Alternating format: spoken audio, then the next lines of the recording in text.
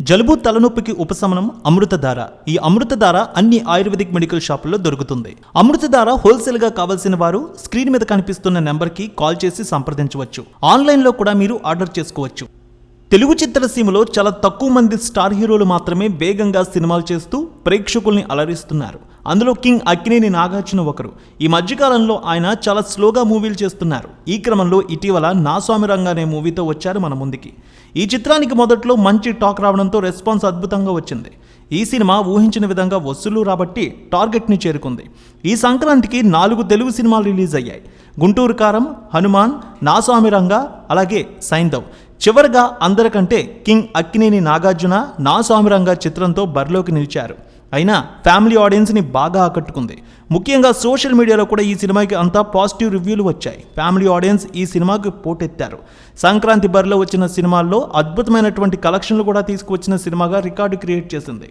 ఇక నాగార్జున నా స్వామి రంగా సినిమా 10 రోజుల్లో ఎంత కలెక్షన్స్ తీసుకువచ్చింది, 11వ రోజు వసూళ్లు ఎలా ఉండనున్నాయి, టాలీవుడ్ అనలిస్టుల రిపోర్ట్ని బట్టి చూద్దాం. కింగ్ అక్కినేని నాగార్జున కొత్త దర్శకులు ఎందరికో అవకాశం ఇచ్చిన విషయం తెలిసిందే. తాజాగా విజయ్ బిన్నీకి కూడా అలాంటి అవకాశం ఇచ్చారు.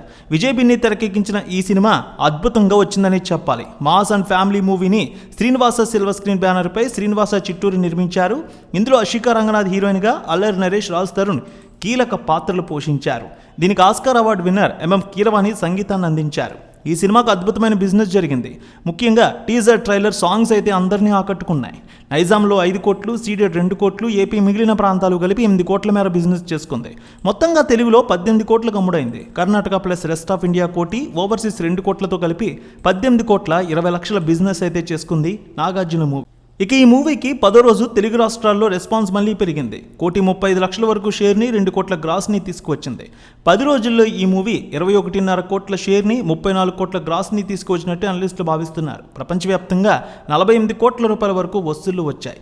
క్రేజీ కాన్సెప్ట్తో వచ్చిన నా స్వామి రంగా సినిమాకు అంచనాలకు అనుగుణంగానే ప్రపంచవ్యాప్తంగా 18 కోట్ల 20 లక్షల మేర బిజినెస్ జరిగింది. ట్రేడ్ వర్గాలు చెప్పేదాన్ని బట్టి బ్రేక్ ఈవెన్ టార్గెట్ 19 కోట్లుగా ఉంది. 10 రోజుల్లో ఈ సినిమా 21 కోట్లు తీసుకువచ్చింది.